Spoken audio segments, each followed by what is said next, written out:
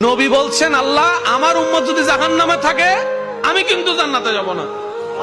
আল্লাহ বলছেন আপনি না গেলে তো জান্নাত উদ্বোধনই হবে না। এবারে মামলা কি দাঁড়ালো? আল্লাহ পাক বলে যে আমি তাহকামুল হাকিমিন নিজেকে বলেছি, বিচার না করলেও তো জিনিসটা সুন্দর হয় না। অনবী একটা কাজ করেন, ওয়ালা সাউফা ইউতিকা রাব্বুকা ফাতারদাত, আমি কাউকে বলি নাই, আপনাকে না বলেছি। আমার সাল্লাল্লাহু ইল্লা রাহমাতাল লিল আলামিন কারো সম্পর্কে নাজিল করি নাই, আপনাকে দিয়েছি। ওয়ালাল আখিরাতু খায়রুল লাকা মিনাল উলা, কাউকে বলি নাই, আপনাকে বলেছি। আর আমি আল্লাহ ভালো করে জানি আপনি হচ্ছেন উম্মতের দরদী নবী।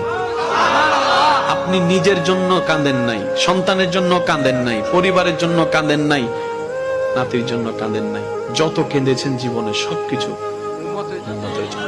এমনকি হাসরের ময়দানে যখন সর্বপ্রথম আমাদের নবীকে আল্লাহর হুকুমে তোলা হবে, আমাদের নবী উঠেই জিব্রাইল আলাইহিস সালামকে প্রথম প্রশ্ন করবে, ও আমার ভাই জিব্রাইল, আমার উম্মত গুলা কোথায়? আইনা উম্মতি, আইনা উম্মতি, আমার উম্মত কোথায়? আমার উম্মত কোথায়? আমার উম্মত কোথায়? আমি উঠার আগেই নাকি আমার উম্মতকে জাহান্নামে দিয়ে দিয়েছো নাকি? কোনো আমার উম্মত কোনো জাহান্নামে চলে গেছে নাকি? জিব্রাইল বলবে, ইয়া রাসূলুল্লাহ, প্রথমেই আপনাকে তোলা হয়েছে, এখন আর কাউকে তোলা হয় নাই, প্রথমেই আপনি উঠেছেন। আমার নবী বলবে, আমার উম্মত গুলা কোথায়?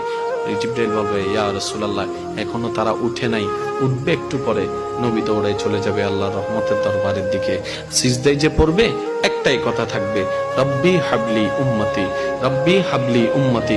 একটু মনোযোগ চাইবো আমি আশিকদের, রব্বি হাবলি উম্মতি, ও আল্লাহ আমার উম্মত গুলাকে আমাকে দিয়ে দাও। তো উম্মতের লিস্টের ভিতরে তো আবু বকর সিদ্দিকের নামও আছে, উম্মতের লিস্টের ভিতরে তো ফারুকে আজমের নামও আছে, উম্মতের লিস্টের ভিতরে তো সাহাবায়ে কেরাম আজমাইনের নাম আছে, উম্মতের লিস্টের ভিতরে তো আহলে বাইতের নাম আছে, উম্মতের লিস্টের ভিতরে তো তাবি তবে তাবি আল্লাহর ওলিদের জান্নাতীদের নাম আছে। এবার আল্লাহ পাক বলবে, আপনি যে বললেন রব্বি হাবলি উম্মতি, উম্মতকে দেওয়ার জন্য আপনি কে আবু বকরের কথা বলছেন? নবী বলে যে না, আমার আবু বকরকে নিয়ে চিন্তা নাই, আমার ফারুককে নিয়ে চিন্তা নাই, আমার ওসমানকে নিয়ে চিন্তা নাই, আমার আলীকে নিয়ে চিন্তা নাই। ও আল্লাহ, আমার উম্মতের ভিতরে যারা জাহান্নামের অধিবাসী হবে ওই উম্মত গুলাকে আমাকে দিয়ে দাও। আল্লাহ বিচারক হয়ে বিচারক করবেন, জাহান্নামীকে জাহান্নামে দিয়ে দিবেন।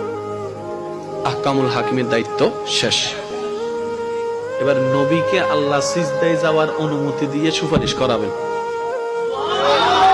নবীর সুপারিশ কবুল করতে করতে নবীর উম্মতকে, আল্লাহর বান্দাদেরকে জাহান্নামী থেকে জান্নাতি করে দিবেন। জগৎ জিজ্ঞেস করবে, মওলা জাহান্নামী আবার জান্নাতি হয় কেমনে?